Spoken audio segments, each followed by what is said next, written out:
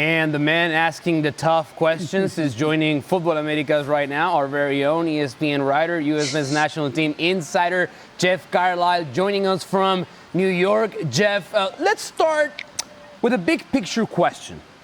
How would you describe the mood inside that press conference with Mauricio Pochettino? Well, I would say inside the press conference, there were, I wouldn't call it frustration, but I think the assembled press was hoping to get some more expansive answers about how and why Mauricio Pochettino constructed the roster the way they did, or the way that he did. He did not answer the question about Tanner Tessman. There was another question about whether the roster was too heavy with defenders. You know, he kind of evaded that as well. So, you know, it wasn't really until, you know, he started getting asked questions about whether he emailed players or phoned them, or, you know, what his approach was and that, you know, you started to get a little bit more transparency into how he went about things. You know, at one point he said, you know, I'm not the kind of coach that's going to call them up. You know, if I do that's only for myself. That's not really for the player. So, you know, again, I wouldn't call it frustration. I mean, people such as myself and at other outlets have been following Pochettino for the last, you know, 20 months.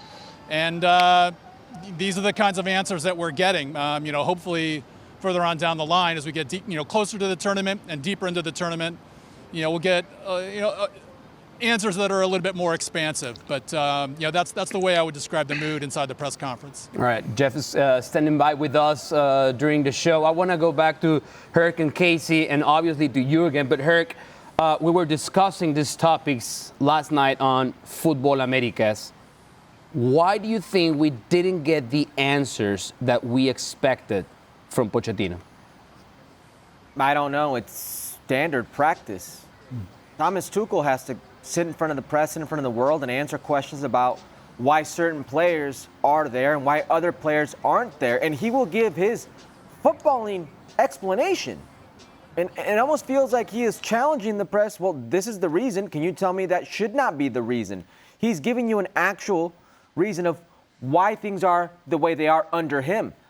Mauricio Pochettino doesn't want to explain himself. And it just goes back to this feeling of he feels he doesn't have to.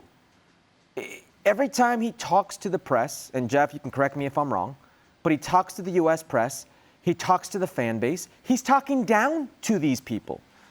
It reeks of you stupid Americans, and I can't believe he's allowed to do this. It's standard practice around the world. Forget about the emails. Forget about the roster leaks. Why isn't this player here? What's the reasoning behind it? You're asking about Tanner Tessman. Is it injury related? It's very simple. It's a tactical decision. I explained myself. But you're explaining something. He doesn't even want to go down that road. It just seems to me so unnecessary from his part that he can't even just play the part.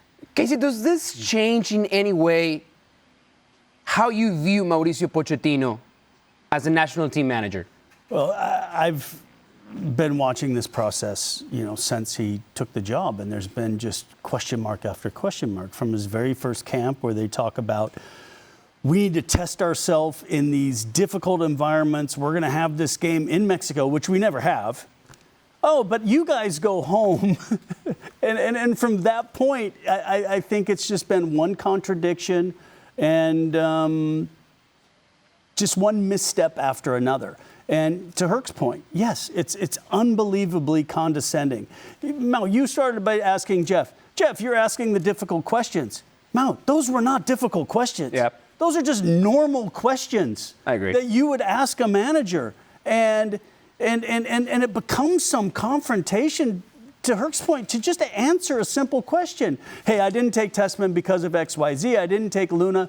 I needed a left-footed player in Zendejas that can give me this. I don't know. I mean, surely there must be a reason why you've done this, and why is it so difficult just to be that little bit transparent so we're not all sitting here speculating saying, does this guy even know what he's talking about? A lot has been said as well regarding the way Mauricio Pochettino informed his players whether they were going to be a part of the roster or left out of the roster. Let's take a listen to how Mauricio Pochettino approached that question.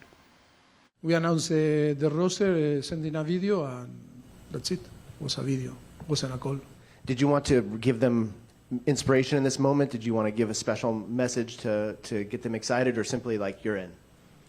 I think it wasn't the moment to inspire them. It was the moment to communicate the roster.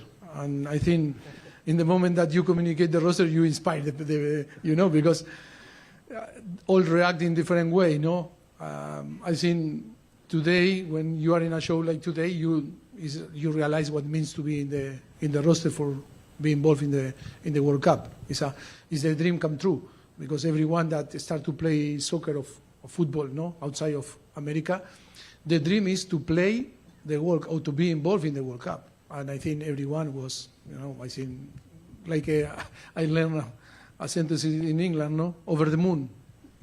It's like you feel so happy and fully happiness, in your body. All right, let me go to Jürgen Klinsmann right now, because Jürgen, you went through this process 2014, and the way I want to present the question is, what was important for you in the process of informing the players of your decision, and what do you make of the way Mauricio Pochettino handled this process? Well, first and foremost, every coach has his own way of doing things. Every coaching staff has its own way, and also every federation in a certain way. It's not only Mauricio doing this event today, it's also the federation decided to do it a certain way and to communicate a certain way. I think, we back in 2014, we first went into camp at Stanford University, and we had days, of looking at the players again clearly in scrimmages and training sessions, and then I had to tell 7 players that they're not making the roster.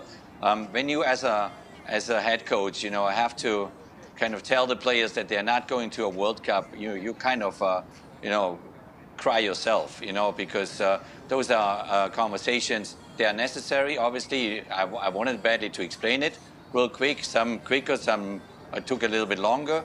But for me, it was important that I had that conversation. Years before, in 2006, when I coached Germany to the World Cup in 2006, we had to cut 4 players just the night before announcing the roster in Berlin, and I told the players that were kind of on the edge that please, have your cell phone handy, at this time in the evening. I don't know, it was between 7 and 9 in the evening, and I will give you a call if you come with or not. So I kind of prepared that already beforehand. But I tell you, those phone calls, you as a coach, you will never forget, because it's devastating. It takes you down exactly the way that it takes down the player, because you feel for them. You want to take them all to the World Cup. You would love to take 40, 50 players to the World Cup, but you have to cut it down to 22, 23 at that time. Now it's 26. So there's never a good way to kind of communicate a negative decision. But I think every coach has his own way of doing it. Mauricio did it this way.